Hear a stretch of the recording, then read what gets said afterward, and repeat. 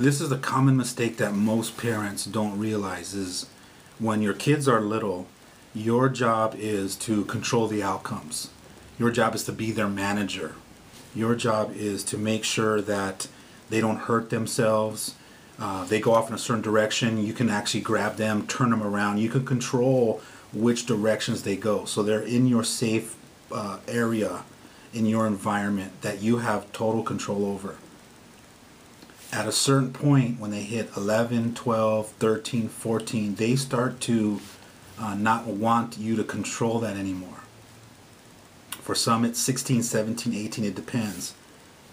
Your kid has now got to a point where he's testing those boundaries, and you have absolutely no control over him right now. Even physically, if he wanted to leave, he could.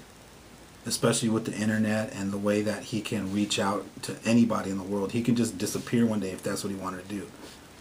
So what most parents forget or never learn is that you have to shift your role as a parent from being a manager and a controller and shift into being, you have to learn how to shift into being an empowerer, an inspirer, and an influencer. You have to learn how to influence him.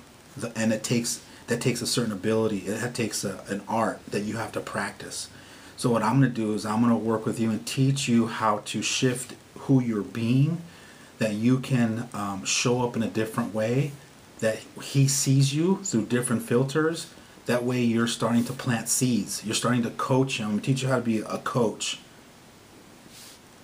Well, here's the tough part you're going to have to do. You're going to have to practice surrendering that old style of parenting when he was young, which is controlling him and telling him and demanding what he has to do or what you want from him. That's important. Make sure you write that down, and I'm going to say it again. You have to be willing to surrender the old style of trying to control and manage your kid. You cannot control his outcomes anymore.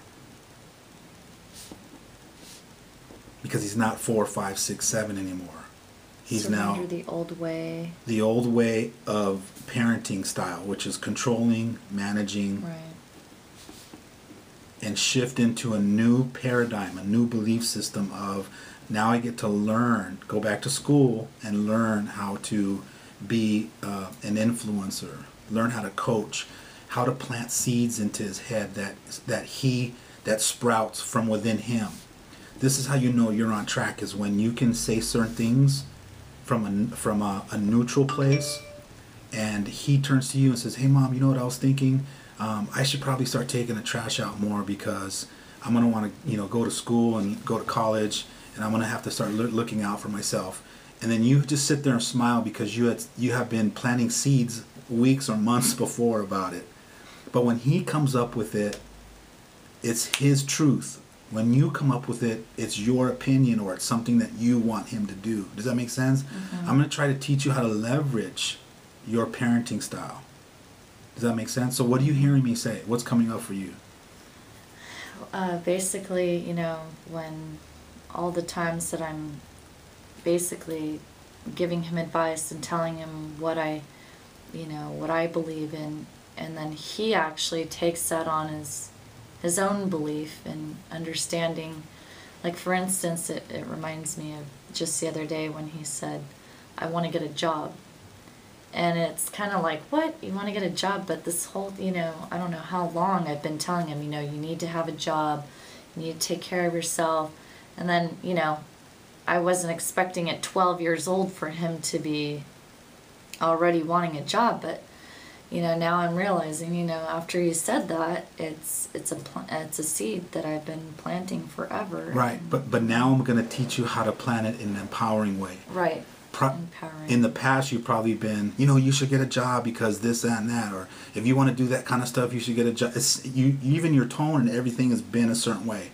Right. I'm going to teach you how to shift that and go into, hey, that bike you've been wanting? And he's like, yeah. And it's like, how do you think you can get that money? What would be some creative ways for you to, and it's more of a question form, and it's your tone is more excited, like you believe in him and that you want him to prosper.